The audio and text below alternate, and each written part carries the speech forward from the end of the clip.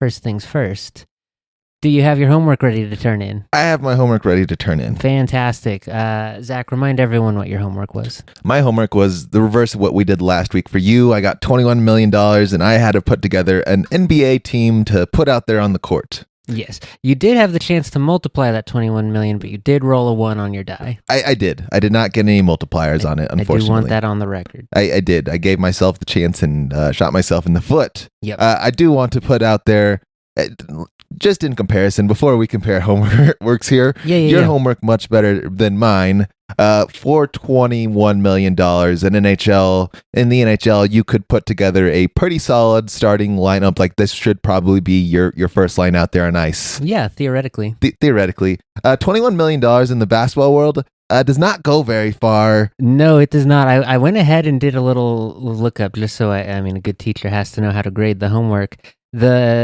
The very first player you'd be able to afford was our very own Cam Johnson, now at $20.5 million for the upcoming season. He is the 83rd highest paid player in the league. Yeah, it was a tough assignment, but I did do so. I will say these lineups, I have two different lineups here. Okay.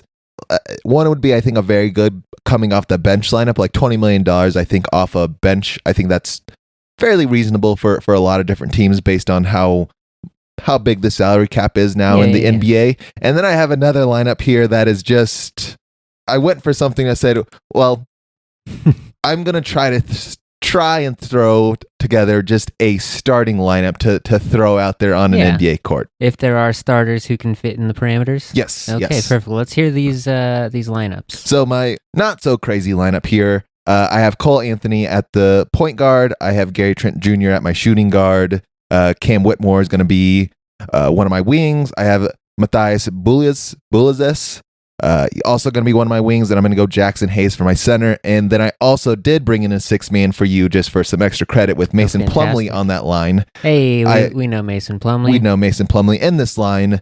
Cole Anthony and Gary Trent, both fairly good two-way players for the most part. We've been kind of eyeing them both here in the Denver area for a little bit now. I think they're both actually in Milwaukee.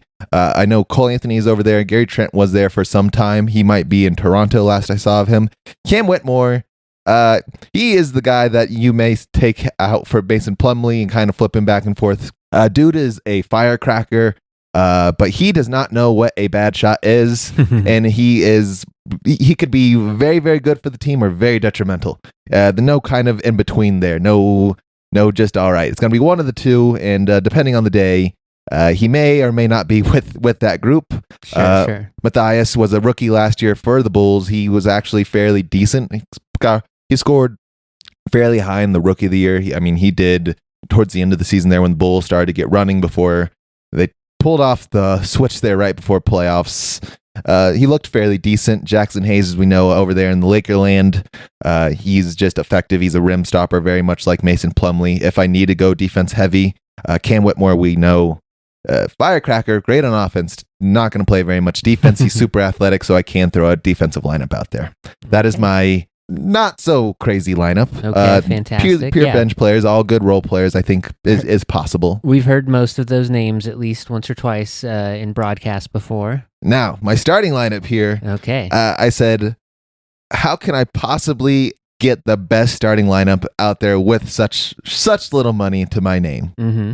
So I said, okay, what I'm going to do is the first player I'm going to grab Victor Wembanyama to be the centerpiece of my offense. Fantastic. Right there is $15 million off my books. Excellent strategy, though. You've got a strong piece to build around. It's 7'4", 7'4" center, can dribble, can shoot, can defend. Everything I need to. Is going to make defenses reinvent themselves over the next decade. That's exactly what we want. And I said, okay, well, I need some pieces around him now. We've got to fill 4 more spots with $7 million. Yep, seven, and I think like $3 million, something like that. Okay. But I said, okay, who am I going to place around him? He's going to need a point guard. I don't want him bringing the ball down every time. So I said, I'm going to go out and get Chris Paul.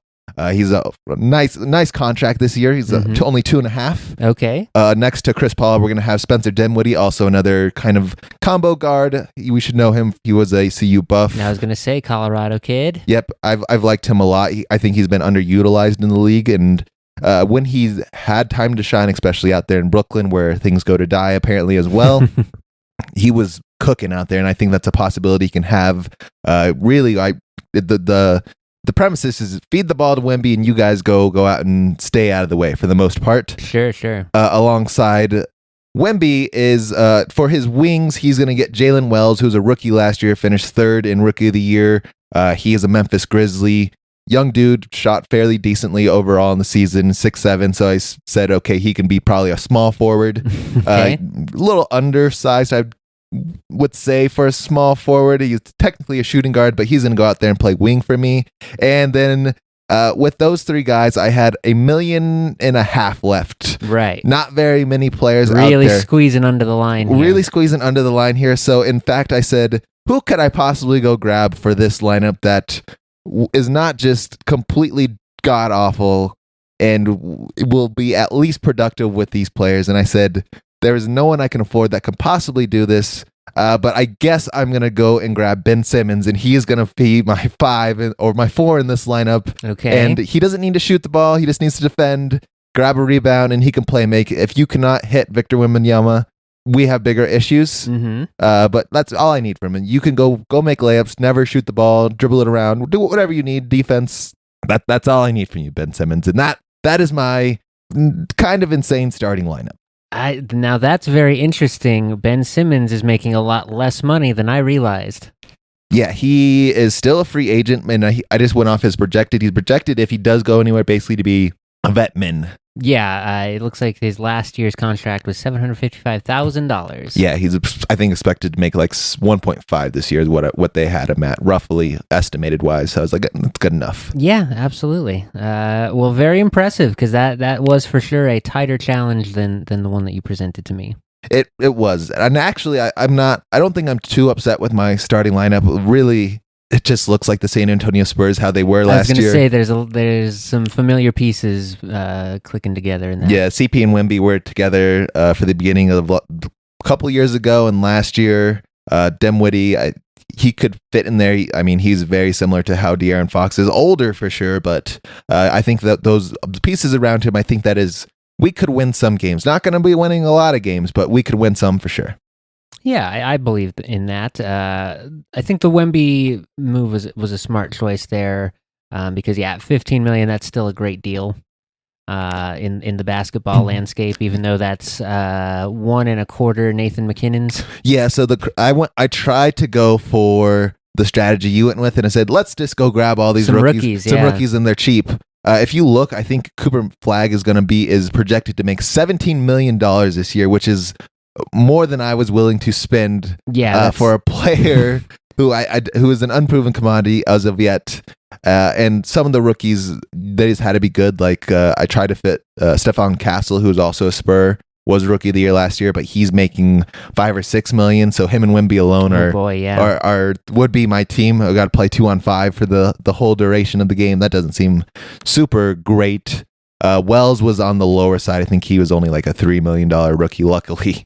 Yeah, that is an interesting scale difference, and kind of reminds me of the pre kind of rookie contracts contraction that the NFL had to do back when like Sam Bradford ended up making like 20-something million on his rookie deal, and then him and everyone Jamarcus else Russell realized, we're like, we're paying these guys maybe a little too soon on this.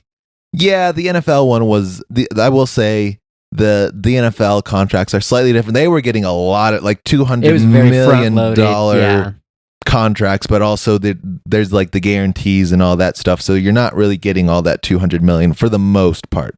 Just comparatively to hockey and baseball, where rookies you can kind of guarantee that you're going to get some value deals out of those contracts. Yes, Dylan Harper this year was the second overall pick in the NBA draft, and I think he's projected to make $14.5 million just on the yearly. That's a 4-year contract. Incredible. Well, yeah, there's a reason everyone wants to make it to the NBA. Well, that's a very good job on the homework there.